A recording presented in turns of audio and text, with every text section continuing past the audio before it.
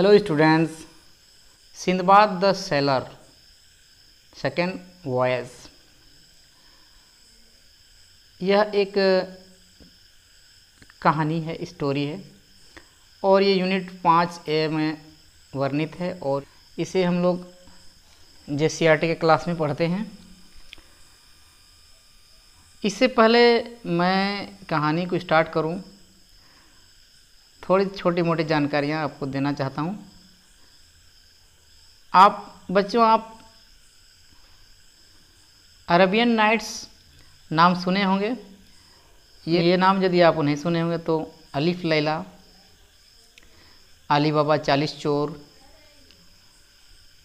और अलाउद्दीन का चिराग जैसी ऐसी बहुत सी कहानियाँ आप लोगों ने सुनी होंगी, जो बहुत ही रोमांचक और रुचिकर लगती हैं, चमत्कारिक भी लगती हैं। ऐसी ऐसी घटनाएं घटी होती हैं जिसे लोग चमत्कार, जिसे मिरेकल कहते हैं।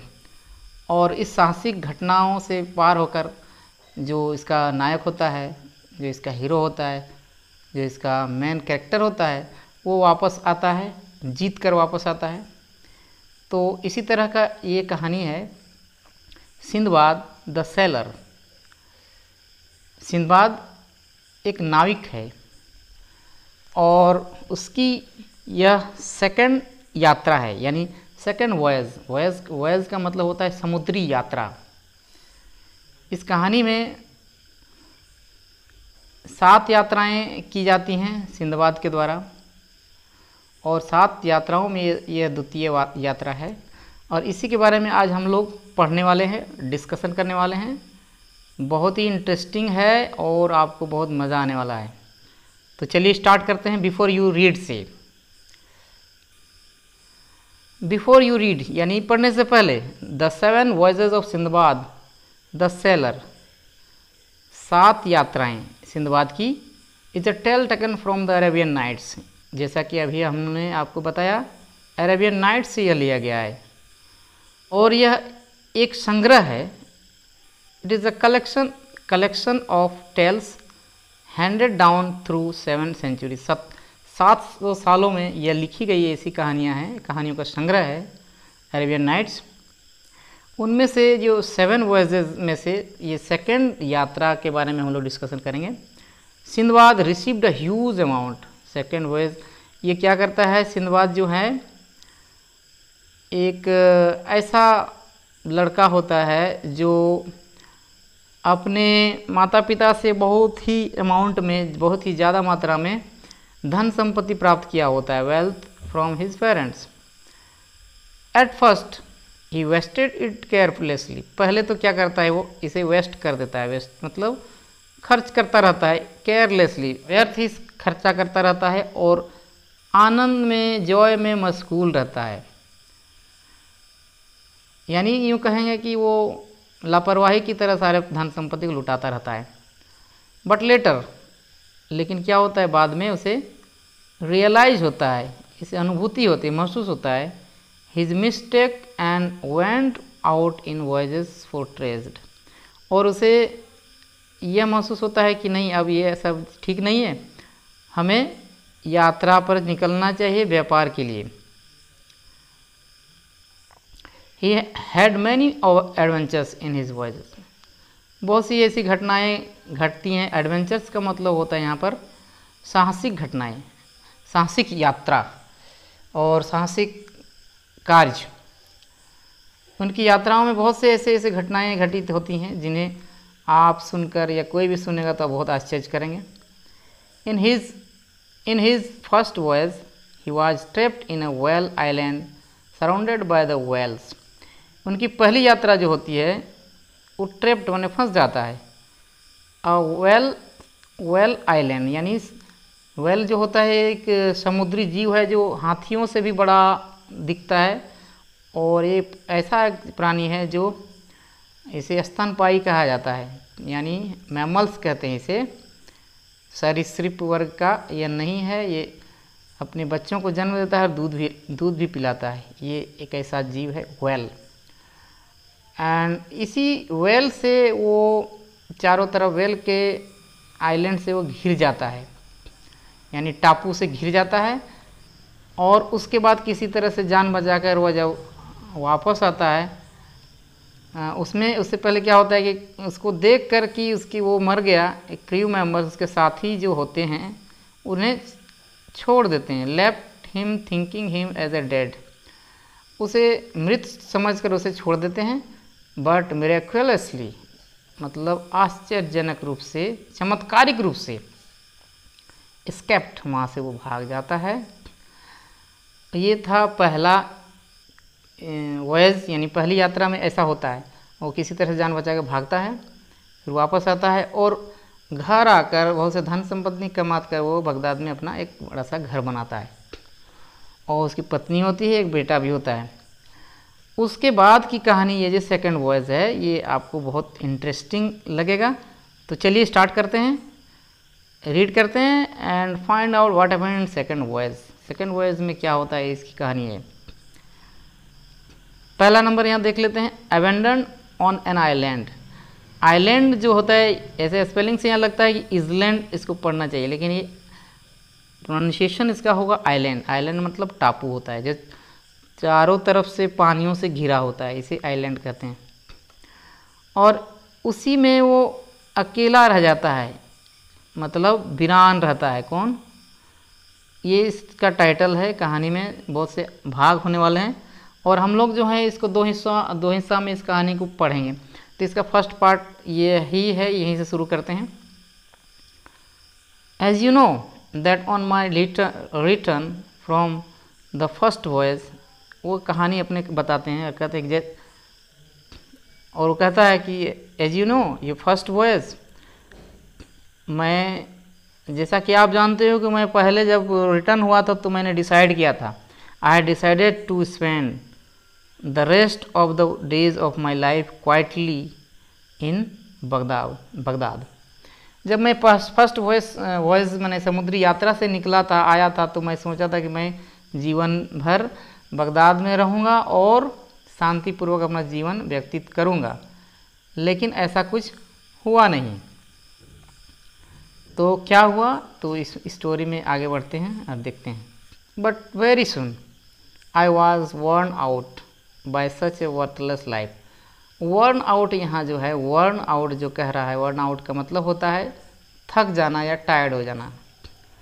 मैं थक हार गया, इसे मैंने ऐसे जीवन से थक गया, ऐसे वर्थलेस जीवन से। वर्थलेस मतलब होता है बिना मोल के ज़िंदगी से मैं थक गया। एंड लॉन्ग्ड, इच्छा मुझे हुई, once more to find myself upon the sea, एक बार फिर मैं समुद्र की यात्रा में निकलूँगा। And so I entered for the second time in a good ship with other merchants whom I knew were correct men, जिसे मैं जानता था अच्छे व्यक्ति हैं, अच्छे व्यापारी हैं, उनके साथ मैं अब यह यात्रा शुरू किया, एक अच्छे से शिप में, अच्छे से जहाज़ में, गुड शिप में। यानी है गुड शिप जो में अच्छा जहाज़ में, और मर्चेंट्स का अर्थ होता है व्यापारी, जो व्यापार करते हैं। We went from island to island also by making of an profitable deals. मैं गया द्वीप में गया, टापू में गया, और making of an profitable deals, अच्छे सौदा करने के लिए मैं निकलता गया। सडनली, अचानक क्या होता है, अचानक क्या होता है यहाँ देखते हैं। One day we landed at a spot, एक ऐसे जगह पर मैं वहाँ रुका, where the land was covered with fruit trees, जहाँ पर वो लैंड जो था घिरा हुआ था, वो ज़मीन जो घिरी हुई थी फलों के पेड़ों से, और plenty of spring of excellent water. Plenty मतलब होता है मात्रा, अधिकतर। Plenty of spring of excellent water माने अच्छे पानियों के झरनों के बीच में, और फलदार पेड़ों के बीच में मैं उतरा। There were neither houses nor its inhabitants, ना ही कोई घर थे, ना ही कोई हैबिटेंट थे। While my companions wandered here and there, अब मेरे साथी भी इधर उधर, कंपेनियंस का साथी, वांडर भटकने लगे, हेयर यहाँ और वहाँ यहाँ और वहाँ भटकने लगे। फॉर गैदरिंग फ्लावर्स, फूलों को इकट्ठा करने के लिए और फ्रूट्स को जमा करने के लिए। I set down in a shady place, और मैं बैठ गया एक छायादार जगह पर। टू टेक रेस्ट, आराम करने के लिए। After a few minutes I fell asleep, कुछ मिनट के बाद मैं वहीं पर सो गया, fell asleep. I didn't remember for how long I slept, हमें याद नहीं रहा कि कितना देर तक मैं सोया। But when I opened my eyes and started to wander here and there, जब मैं अपने आँखों को खोला तो इधर उधर भटकता हुआ अपने आप को पाया और भटकता हुआ देखा और पाया कि I was shocked to find that, यह देख कर मैं शॉक्ड हो गया। मतलब शॉक्ड का मतलब हो गया मैं अचंभित हो गया और डर गया। आई वॉज एलोन, लोन मतलब अकेला। And the ship was no more in the sea, ship वहाँ पर नहीं था। I thought I was in a great trouble, मैंने सोचा I was in a great trouble, मैं बहुत ही संकट में फंस गया हूँ। And so I rushed to and fro, so इसलिए आई रस्ट मैं दौड़ा भागा, टू एंड फ्रो आगे और पीछे, इधर और उधर। टू एंड फ्रो का अर्थ होता है आगे और पीछे। And was confused what to do, और मैं कन्फ्यूज था, घबरा गया था, कहाँ जाऊँ क्या करूँ। I cried out for help, मैं मदद के लिए चिल्लाया, help. But there was no one to respond, लेकिन कोई जवाब देने वाला नहीं था, तो कौन जवाब देता वहाँ। And when from the shore I saw the vessels, और जब फ्रॉम द शोर किनारे से मैंने देखा, आई सॉ द वेसल, मैंने देखा, वेसल का मतलब शोर का मतलब किनारा होता है और वेसल का मतलब होता है समुद्री जहाज, जलयान। ये जलयान को देखा अंडर फुल सेल, वो बहुत दूर तक जा चुका था, पूरी तरह से वह जल यात्रा पर था, यानी दिख नहीं रहा था। Just disappearing upon the horizon, disappearing मतलब प्रकट ना होना, यानी नहीं दिख रहा था। अपॉन द हॉरिजन, और वो कहाँ पर पहुंच चुका था, लगभग क्षितिज की ओर, जो एकदम समुद्र का जो दूसरा छोर दिखता है, मिलता हुआ कहीं पर प्रतीत होता है, उसे क्षितिज कहते हैं। वही क्षितिज की ओर वो दिखता प्रतीत हुआ। आई विश्ड बिटरली, मैंने सोचा, bitterly enough that I had been satisfied to stay at home, मैं सोचने लगा कि काश मैं घर पर ही संतुष्ट रहता, घर पर रहकर, एट होम इन सेफ्टी, वहीं सुरक्षित रहता। But since wishes could do me know good, तो तब तक क्या था कि वो इच्छाएं, आकांक्षाएं, विश जो था उसके लिए कोई यूज़ नहीं था, और ना ही कोई उसके लिए कोई रिस्पॉन्स मिला कि हमें वो फ़ायदा हो। मी नो गुड, इसके लिए कोई फ़ायदा नहीं हुआ। आई प्रेजेंटली टुक करेज, और मैं तुरंत वर्तमान रूप से देखा कि साहस से काम करना पड़ेगा। एंड टुक करेज, साहस से काम लिया। And looked here and there, इधर उधर मैंने देखा। In search for a means of escape, भागने का कोई साधन देखा, जाने का कहीं साधन देखा, बट नहीं। Then I climbed a tall tree, तब मैं एक लंबे से पेड़ के ऊपर चढ़ गया। I first of all aimed my worried look toward the sea, मैं वही चिंता कर रहा था कि वो कितना दूर तक गया। माई वरीड लुक टुवर्ड द सी, समुद्र की ओर ही मुझे चिंता खींचे जा रही थी। But found nothing hopeful there, लेकिन वहाँ मुझे कोई भी आशा की चीज़ नज़र नहीं आई। So I turn toward the land, इसलिए मैं वहाँ जमीन की ओर, वो धरती की ओर ही वापस घूम आया, उस भूमि की ओर। And I was excited by a huge glittering white object, और मैं वहाँ उत्तेजित हुआ देखकर huge glittering white object. Glittering मतलब चमकता हुआ, बहुत बड़ा, ह्यूज माने बहुत बड़ा, ग्लिटरिंग वाइट ऑब्जेक्ट चमकता हुआ बहुत बड़ा सादा सा कोई चीज़, कोई वस्तु। So far off could not make out what it might be, यह पता नहीं चला था कि वो क्या था, शायद क्या था, और इस कारण से मैं उसको अनुमान नहीं लगा पाया।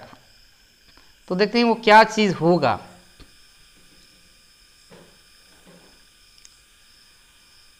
तो बच्चों ये जो है इसका दूसरा हिस्सा ये कहानी का है, द रॉक्स एग।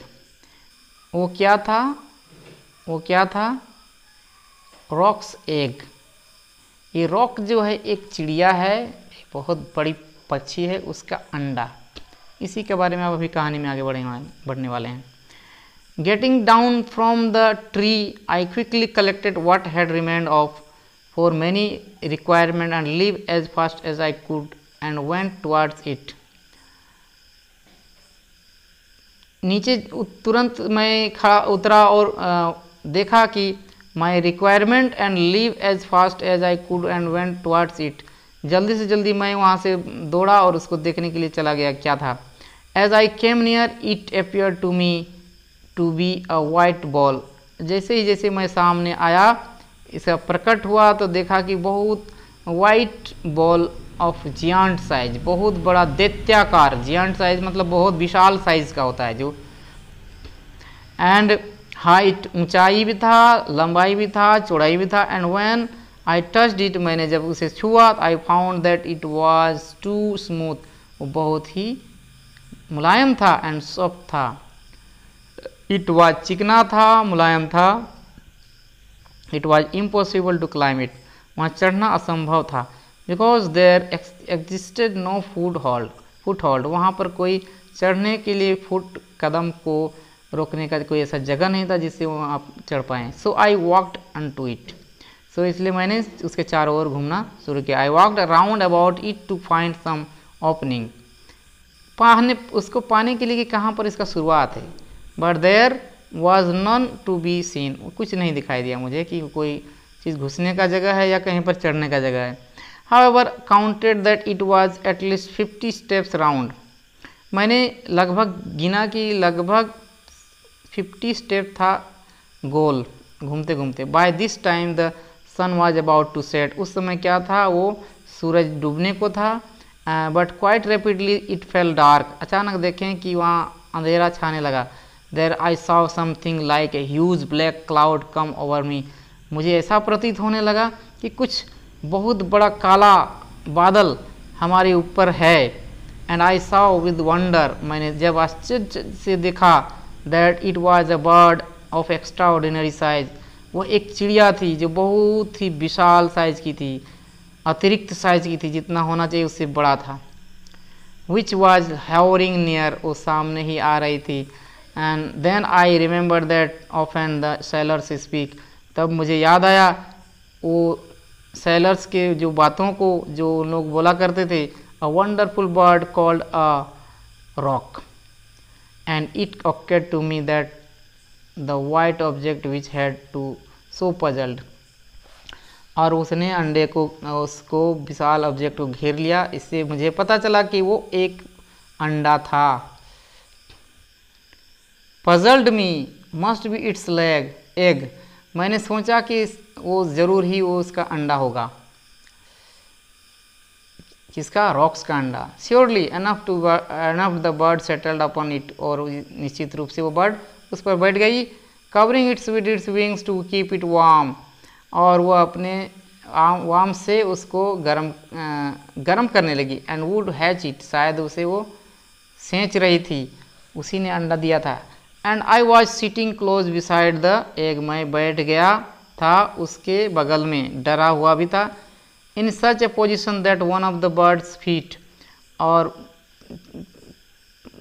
ऐसे पोजीशन बनाया जिसमें चिड़िया के पैर के नीचे बैठ गया। Which was as large as the trunk of a tree, पेड़ का जो हिस्सा होता है निचला हिस्सा उतना मोटा ऐसा लग रहा था पेड़ के जैसा। Was just in front of me, वो मेरे सामने थी। Adjusting my self I settle securely in it, मैं अपने आप को सेटल किया। In the hope that the rock, और आशा करने लगा कि ये जो रॉक चिड़िया है, it might take the flight next morning, मुझे यहाँ से वो उड़ा के ले जाए शायद, and would carry me away with it from the deserted island, और मुझे इस वीरान से आइलैंड से मुझे मुक्ति मिले और मुझे छुटकारा मिले। And this way exactly what did happen, और ऐसा ही हुआ। मैंने पैर as soon as the sun rose in the morning the bird walk from its nest into the air carrying me up until I could no longer see the earth, and then suddenly it descended so swiftly that I almost lost awareness। तो मुझे उड़ा के ले गई, और उड़ा के ले जा के बाद धीरे धीरे वो मुझे नीचे ले गई, and then suddenly it descended so swiftly that I almost lost awareness। अचानक मुझे तेजी से उसने जमीन पर रखा। When I became aware, जब मैं जागा, that the rock had settled and I was once again upon the solid ground।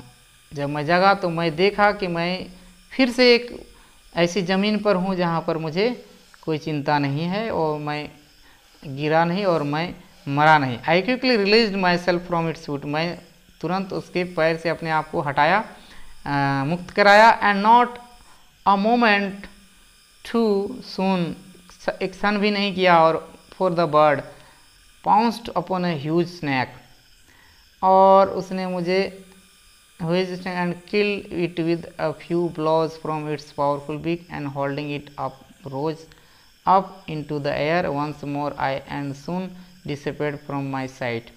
उसने सांप को मारा और उठ के वो फिर से गायब हो गई, और तुरंत लेके वो उड़ गई from my sight. When I had looked about me, मैंने जब अपने आप को देखा, I began to doubt if I had made a mistake by living the deserted island.